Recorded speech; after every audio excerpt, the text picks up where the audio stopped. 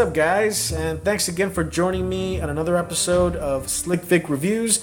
I'm Victor Hernandez, and today we are reviewing the movie Okja. Okja. The movie's on Netflix, and it's about a little girl and her genetically altered super pig who happens to be her best friend. Yeah. Let me show you a quick clip so you can see what I'm talking about. I took nature and science and I synthesized.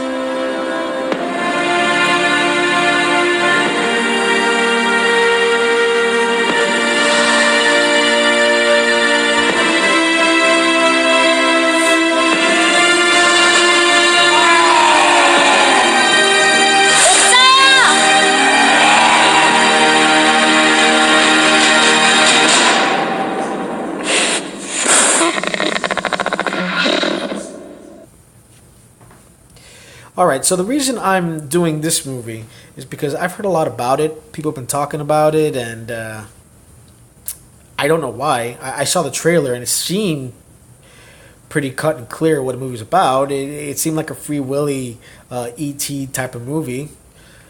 So, alright. I saw it, and I gotta say,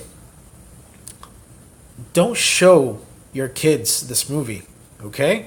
This movie is not a kid's movie at all. It may look like a kid's movie. It is not a kid's movie. It's very adult, very dark. There are a lot of scenes that were very disturbing. I'm still scarred by some of the scenes on there, so I know your kids would be. So please don't show your kids this movie. The movie for me was okay. I thought the tone of the movie was all over the place. It was a mixed bag. I felt it wanted to be many things, and it kind of fell apart because of it. It felt like it wanted to be a family film, but got lost along the way. That's pretty much how I feel about this movie. Anyway, let's talk about the cast. The little girl in the movie was fantastic. She made the movie, as far as I'm concerned. You saw her determination and her struggle throughout the movie, and she sold it. She sold it. It wasn't if it wasn't for her, to me, the whole movie would have been a throwaway. But to me, she saved the movie. She was the movie, and I give her props all the way. Tilda Swinton, fantastic as always. That's not a big shocker to me, because if you've seen Tilda Swinton in other movies, she's always great. So no complaints there. She played her role and she nailed it as always. Paul Dano and Stephen Young from The Walking Dead. Go ahead. They did very well. They kind of play these two guys who are in this organization that's kind of like PETA extremists. To be just for a comparison, that's the roles that they play. But they did very well. The only person that did not play their role well at all was Jake Gyllenhaal, which was shocking because Jake Gyllenhaal usually is pretty good in all his movies. Mostly all his movies. But man, he overacted completely in this movie. Every scene he was in, he was kind of like the Joker meets Nicolas Cage when Nicolas Cage acts like Nicolas Cage. But it's okay because it's Nicolas Cage, and Nicolas Cage is Nicolas Cage.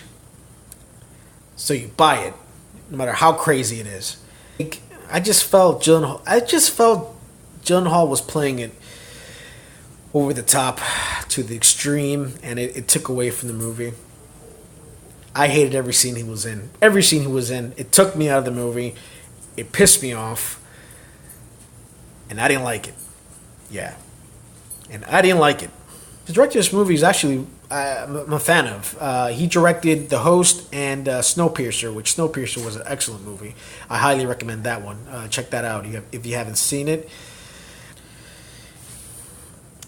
Yeah, clearly this movie also had an agenda. It wanted to let people be aware of how corrupt and sick and sad the livestock industry really is. And it kind of worked on me for about a day. it was, I was like, man, that's pretty sad and messed up. Then I was over it. My wife saw it as well, and she has sworn off pork, and she hasn't cooked bacon in days. So thanks a lot, Okja. So there you have it. All in all, it was an okay movie. I still want you guys to see it because I love to hear your thoughts on it. See if anyone agrees with me, or if, you see something I didn't see. Let me know. But that about does it. If you like my review, please like, share, and subscribe. And I will be back.